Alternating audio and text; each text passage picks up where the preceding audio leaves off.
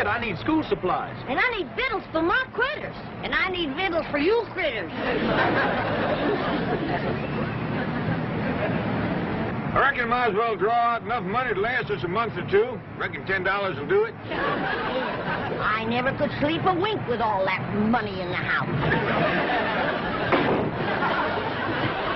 I told you not to drive with that hangover.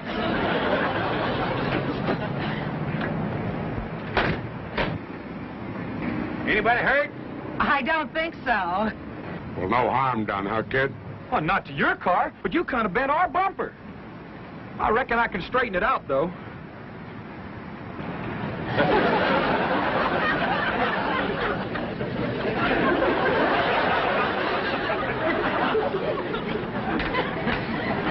Atta boy. You going in the bank, old-timer? Yes, sir. I was planning to. Well, come with me. They know me here. Maybe I can do you some good. I hope you'll forgive my stupid husband. Had a bad day yesterday with the nags, and he got stoned last night. So now he's got to borrow some money to pay off his bookie. What's a bookie? A little rat called Sam the Collector. Oh, Jim could only stay away from the horses. Your husband likes horses, does he? Loves them, especially losers. Dad says a man who likes animals can't be all bad. Here comes Uncle Jed, Granny. Well, let's be on the way. Bye, ma'am. Glad there was no harm done. So am I.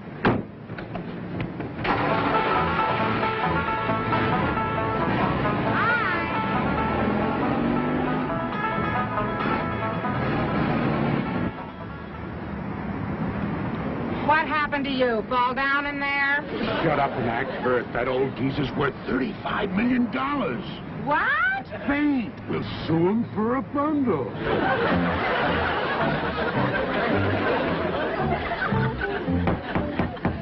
Case of Johnson versus Clampett.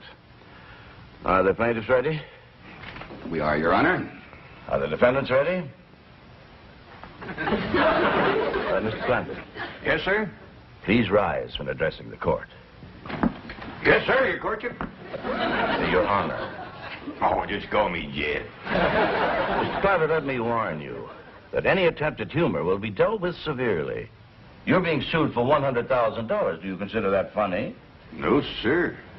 Very well. Are you represented by counsel? Am I what? By who? You have an attorney. A lawyer. Oh, no, sir. I see. You're appearing in pro per. Do you have any objections? No, Your Honor. Not hearing no objection, I'll permit your defense. Well, thank you, sir. For the plaintiffs will make his opening statement. Thank you, Your Honor.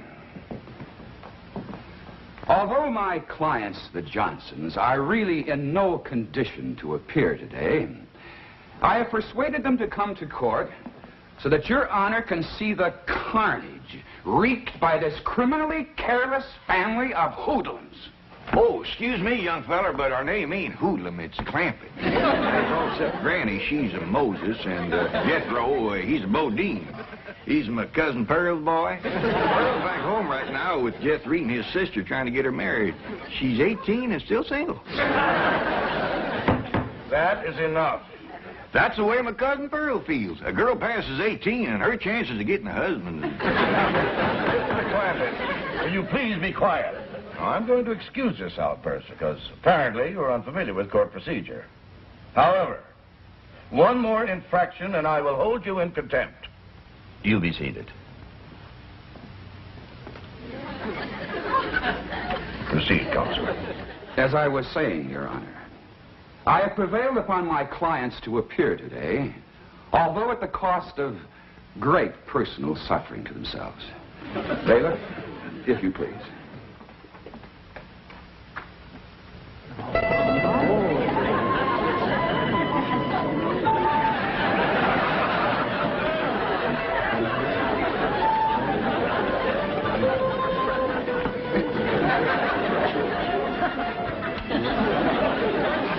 Is them the people that run into us? It sure is. What do you reckon happened to them? Something terrible by the looks of them. See, can we comfort them?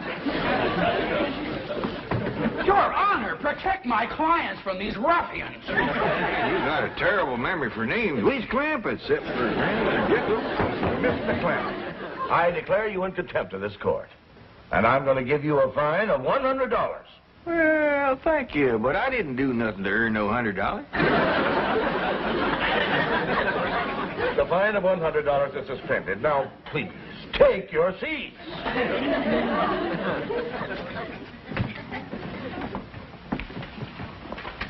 Kid, where's the $100 he promised you?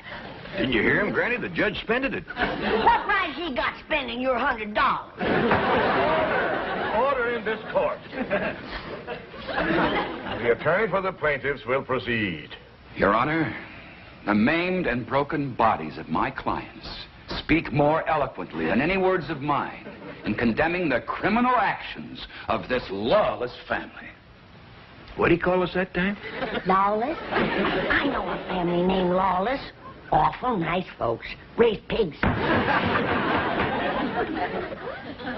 You will prove, Your Honor, that on the day and date set forth in the complaint, said defendants did willfully and maliciously crash into the plaintiff's car, inflicting upon the bodies of the plaintiffs numerous and grievous injuries, for which we ask the court to award damages in the amount of $100,000 to said plaintiffs. He can't even remember the Johnsons. He keeps calling them the plaintiffs. There are two ways about it. When it comes to recollecting names, that young feller's pitiful. I want you to tell the court in your own words exactly what happened. Well, Mrs. Johnson and I had just driven up to the bank where I hoped to borrow some money from my favorite charity, the Horse Lovers of America. And although we've been married for 20 years, Mrs. Johnson and I are still very affectionate. Proceed with your testimony, Mr. Johnson. Well, being affectionate as we are, we sat in the car for a few moments to speak of our love. I love you, Jim Johnson. I love you, Mabel. What other man would borrow the money to help those poor old horses on their way to the glue factory? I do what my heart tells me. Mabel! What is it, Angel? There's an old truck careening down the street out of control. Oh, Jim! He's heading straight for us! Well, have no fear. I'll protect you, darling. That's the last I remember, Your Honor. Those monsters crashing into us in an alcoholic stupor. Please. Court is recessed for 10 minutes. Who you reckon smacked into them people like that? I don't know, but they was driving something called a stupor. What do we drive, Jethro? I ain't sure, but I think it's called a Stutz. If we wasn't there, we could have helped them. Excuse me, mister. How do you get to the playground? Playground? Oh, yes, sir. He just called recess.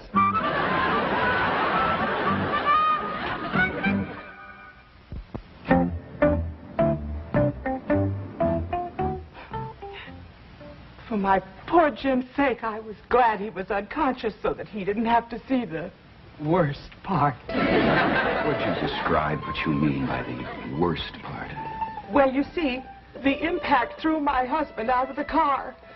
There he lay on the street, broken and bruised. My precious darling. Did those insensitive beasts care? No. They actually seemed happy about it. Let's back up and hit him again. That one about knocked him 5 feet in the air. Why don't you learn how to stay out of people's way? You girls, look what you've done to my husband. I'll bring him around. If this don't bring him around, he's dead.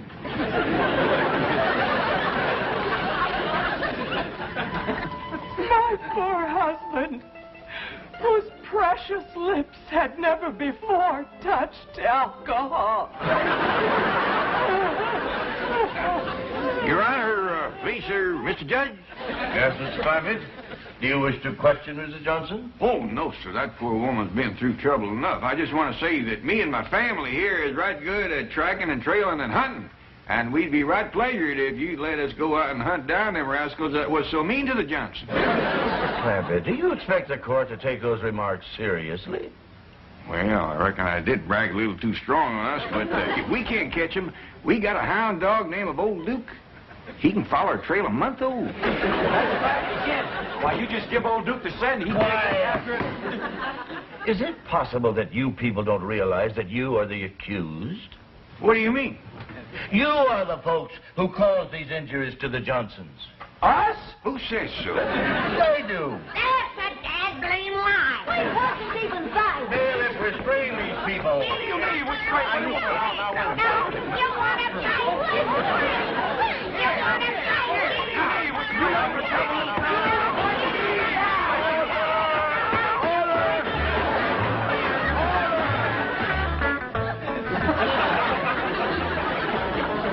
If you ask me, this is a heck of a place to spend recess. That fella said he put us in here to cool off. It's hotter in here than it is in there. Well, there's one good thing. He's going to give each one of us $100. Fine. That's what I say. Fine and dandy.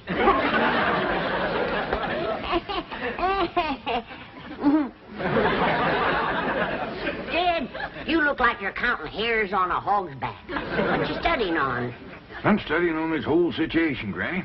Why would the Johnsons haul off and say we'd done something that we didn't? Well, maybe they's fibbing to get the money. Maybe they's text. I agree with Ellie. Way I got it figured, that accident they had knocked their memories loose. I could have.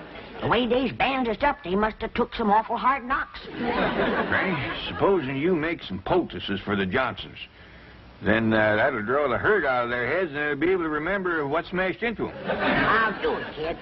And I'll whomp up a great big dose of retchweed tonic.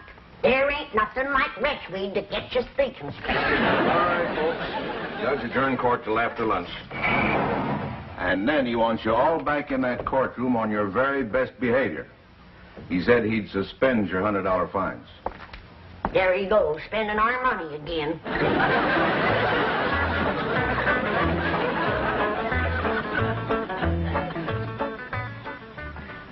I'm going to ask the court for a judgment by default.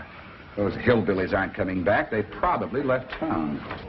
Hope we didn't keep you folks waiting. We hurried the best we could. Didn't even stop to eat. For a piece over at our place. Granny got a lot of fixing to do. And you're going to feel a heap different when I get done with you. How dare you threaten my clients? Quieten down, little man. Ain't nobody threatening nobody. They're back, Your Honor. All rise.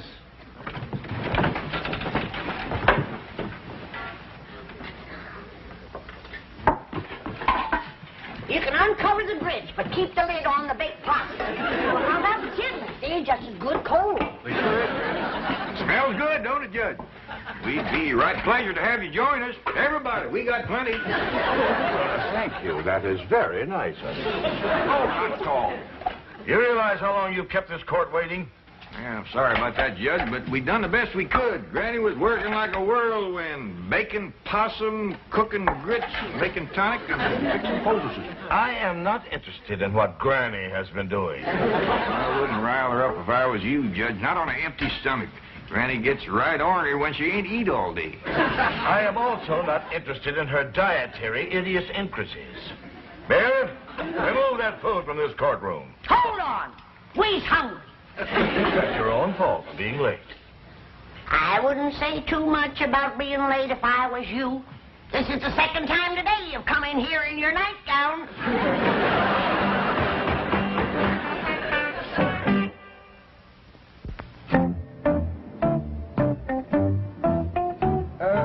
Tell me, Jethro, do you like to drive that old truck?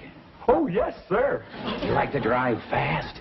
Oh, yes, sir, but I'm Just always... answer the question yes or no, and tell the truth. How do you like to drive fast? Yes, sir. Were you driving fast the day you crashed into the Johnsons' car? Oh, no, sir.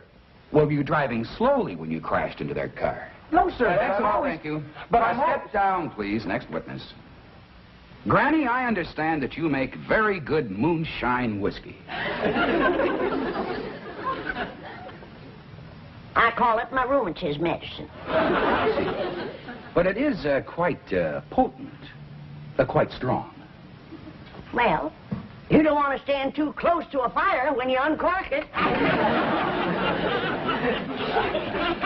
Yes, well, now then, Granny, do you sometimes carry a jug of this rheumatism medicine around with you? Take it on trips, say? Only when I get my twinges. Well, were you having twinges the day you and your family crashed into the Johnsons? No, and we didn't. That's all. Thank you. Now then, Ellie Mae, when the old truck here crashed into the Johnsons' car, would you show me just where you were sitting? Well, I was sitting right there, but we didn't... That's all. Thank you. Mr. Clampett, how many guns do you have in your home? Well, Granny's shotgun, Jethro's lever action, my pistol, my squirrel rifle. You needn't go on, Mr. Clampett. That's quite an arsenal you have. Thank you. You're used to carrying a gun, aren't you? I've been toting a squirrel rifle since I was knee-high to a jackrabbit. And I understand you're quite a good shot. Back where I come from, if you didn't shoot good, you didn't eat. I see you shot only for food. Yes, sir. And you were very poor. Yes, sir. And then oil was discovered on your land, and you became very, very wealthy and moved to Beverly Hills. Yes, sir. But isn't it a fact, Mr. Clampett, that in spite of all your millions, you are still frequently seen carrying a gun? Yes, sir. You see, Now, just answer the question, yes or no. Do you, to this day, frequently carry a gun? Yes, sir. Were you carrying a gun the day you and your family crashed into the Johnsons? No, sir, and we didn't. That's all. Thank you. Step down. No, sir. What do you mean, no, sir? That ain't all, and I ain't stepping down. Not until I've said a few things. Your Honor, I object. Now, Counselor, I have been very lenient with your conduct of this case, just as I've been very lenient with the conduct of the defendants. However, since Mr. Clampett here is the defendant and will bear the financial burden if judgment is against him, the court wishes to hear anything that is relevant and pertinent to this case. Yes, Your Honor. Now, Mr. Clampett, let us hear what you have to say. Well, thank you. Well, to begin with, there ain't nobody told the real story about what happened the day the Johnsons backed into us. I object, Your Honor. There has not been one shred of evidence or testimony supporting the allegation that my clients backed into the defendants. That is very true, Counselor. Perhaps now we might have it. In the meantime, you be seated. Yes, Your Honor. Now, you may proceed, Mr. Clampett, realizing, of course, that you're still under oath to tell the truth. Well, Your Honor, I learned how to tell the truth so long ago, I reckon it's become a habit. And what with making a promise on the good book, I'm going to be extra careful. Proceed. Well, me and my family drove down to the bank.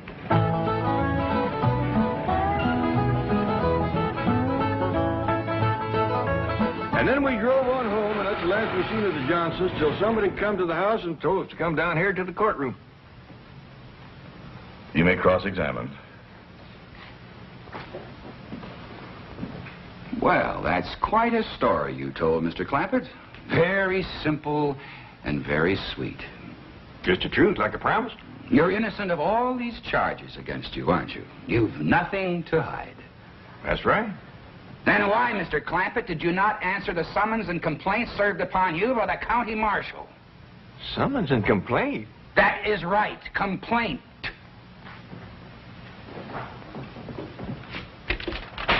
This is a complaint, Mr. Clampett. In fact, it's a copy of the one delivered into your hands. Is that a complaint? It is. Why didn't you answer it?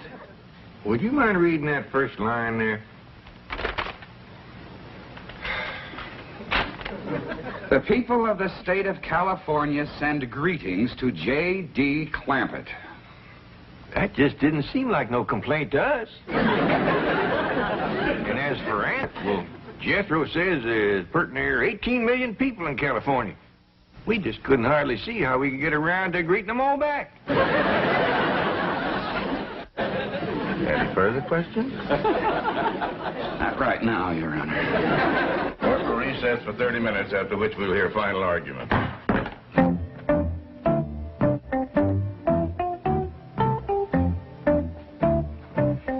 Mrs. Johnson, I'd like to have a little conference with you and your husband before court resumes. Do you know where he is? Probably out calling his bookie. Dr. Bookman. Another thing, you told me your husband was a teetotaler. After lunch today, I thought I smelled liquor on his breath. That's his medicine for pain. Mrs. Johnson, are you sure that you and your husband are telling me the complete truth about this case? What do you mean? Are you siding with that millionaire against us poor crippled people? Bodies all aching and racked with pain? It's just that Mr. Clampett's story was very convincing. And there were no witnesses to the accident. You told me we didn't need any witnesses. You said because they didn't answer the complaint, we didn't have to bring in any witnesses. But you mean you could have brought in witnesses? All you want.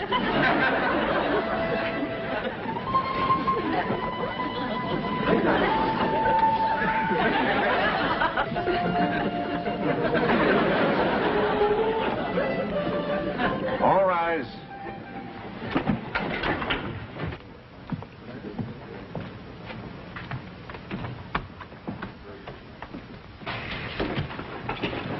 Counsel for the plaintiffs ready for his final summation? Yes, Your Honor. Your Honor, sir, Mr. Judge, could I say something that might save us all a lot of time? You any objections? No, Your Honor. Proceed, Mr. Clampett. Well, sir, if it's all right with you, I'd like to go ahead and give that $100,000 to the Johnsons. Do you admit the claims made by the Johnsons? Well, no, sir, it don't. But he deserves the money, and I can afford to give it to him more if he needs it. Would you mind telling the court why you think he deserves it? Well, Your Honor, I got a daughter here, Ellie Mae, and I reckon she means more to me than just about anything in the world. And during the recess, when I seen Mr. Johnson with his daughter and seen how much he loved her, just like I do Ellie Mae, well, it kind of tore at my heart. What daughter? Shut up. There he was in his wheelchair in that little room across the hall, and in walked this beautiful girl with the long red hair, and I knowed right away she was his daughter because she walked up to him and she says, "How's it going, Daddy?" Judge, Your Honor, with no nurse to help him, that brave man got to his feet and stood there straight and tall so she wouldn't see he was suffering. And he hugged her and he kissed her, and right then is where I found out she was a heap like my daughter, fond of critters. Because he said, "Marcia, darling, when I get this $100,000, I'm going to take you to Mexico and we're going to watch the ponies run." Run up for that. Your Honor, these developments surprised me as they did you. I asked to be relieved from the case at once. Request granted. This court finds for the defendant. Bailiff, bring those plaintiffs back into this court immediately. They're to be held for perjury.